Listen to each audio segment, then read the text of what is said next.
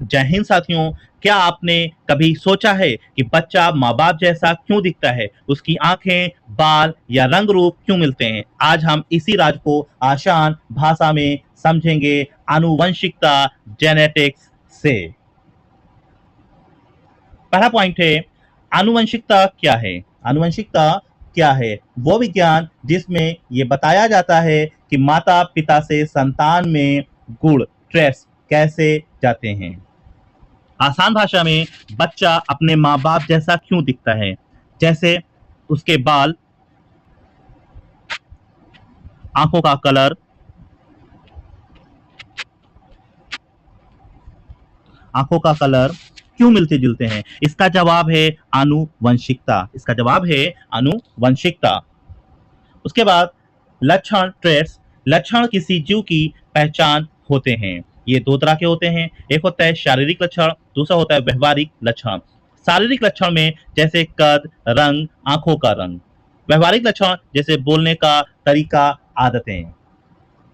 बच्चों, तुम्हें कौन सा लक्षण मम्मी पापा से मिला है? इसको कमेंट बॉक्स में जरूर बताएं। तीसरा पॉइंट से डीएनए। डीएनए तो डीएनए एक विशेष अणु है जिसमें जीव का पूरा नक्शा छिपा होता है। डीएनए को बॉडी का ब्लूप्रिंट समझो। डीएनए को बॉडी का ब्लू प्रिंट समझो। जैसे मकान बनाने के लिए, जैसे मकान बनाने के लिए नक्शा होता है, वैसे ही डीएनए शरीर बनाने का नक्शा है। चौथा पॉइंट है जीन।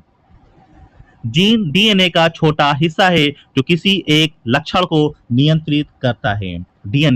जीन डीएनए का छोटा हिस्सा है जो किसी एक लक्षण को नियंत्रित करता है। मान लो कंप्यूटर में फोल्डर होता है। मान लो कंप्यूटर में फोल्डर होते हैं। हर फोल्डर में अलग अलग जानकारियां, हर फोल्डर में अलग अलग जानकारी होती है। वैसे ही हर जीन में अलग अलग जानकारी होती है। कोई जीन बालों का रंग तय करता है, कोई जीन बालों का रंग तय करता है, कोई जीन आंखों का रंग तय करता है। पांचवा पॉइंट है गुणसूत्र, क्रोमोसोम। गुणसूत्र कोशिका के केंद्रक न्यूक्लियस में पाए जाते हैं। मनुष्य के शरीर में कुल 46 गुणसूत्र हैं, 23 के जोड़े में होते हैं। बड़ी किताब समझ लीजिए, बड़ी किताब। बच्चों समझिए, बड़ी किताब। कोई बड़ी किताब है, कोई बड़ी किताब है जिसको हम जीन समझेंगे, और उस किताब के सारे पन्ने, उस किताब के सारे पन्ने इन्हीं जानकारी में। एक बड़ी किताब है और जीन उसके सारे पन्ने हैं जिसमें ये जानकारियां होती हैं।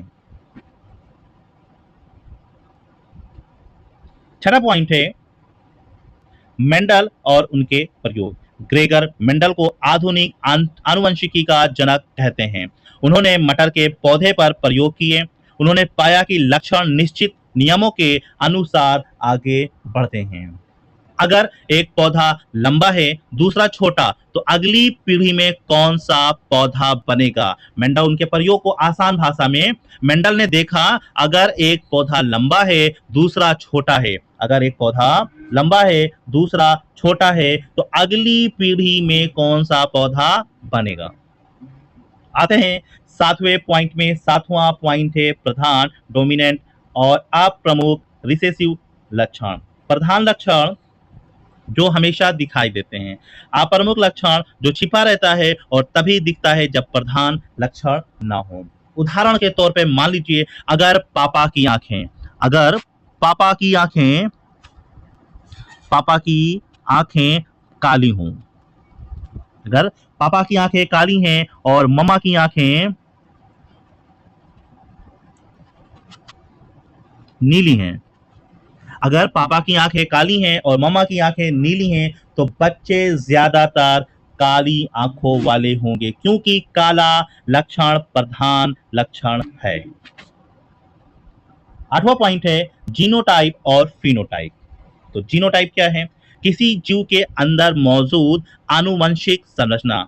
फिनोटाइप बाहर से दिखने वाला रूप या लक्षण।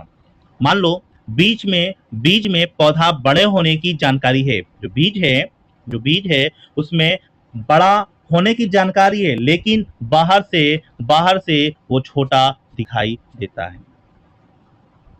नवा पॉइंट है वंशागति का महत्व। ये बताता है कि लक्षण कैसे आगे बढ़ते हैं, बीमारियों का पता चलता है जैसे शुगर, हीमोफीलिया। नंबर 3 पॉइंट कृषि और पशुपालन में नई नस्लें विकसित करने में मदद मिलती है। जैसे उदाहरण के तौर पे किसान ज्यादा दूध देने वाली गाय या ज्यादा अनाज देने वाली फसलें इसी ज्ञान के तौर पर तैयार करते हैं। अब समरी देख लेते हैं।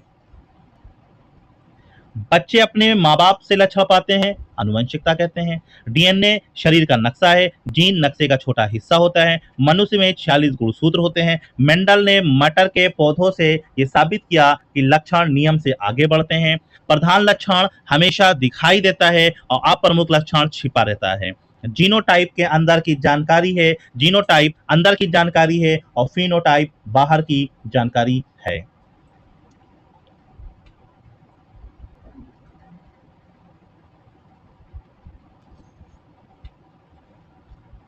तो बच्चों आज हमने सीखा डीएनए हमारा नक्शा है, जीन उसका छोटा हिस्सा है, गुणसूत्र बड़ी किताब है। मेंडल ने साबित किया कि लक्षण नियम से आगे बढ़ते हैं और यही कारण है बच्चा अपने मम्मी पापा जैसा दिखता है। अगर आपको ये आसान तरीका अच्छा लगा तो वीडियो को लाइक कीजिए, शेयर कीजिए और चैनल को सब्सक्राइब करना मत भूलिए, ताकि ऐसे और मजेदार तरीके से पढ़ाई करते रहें।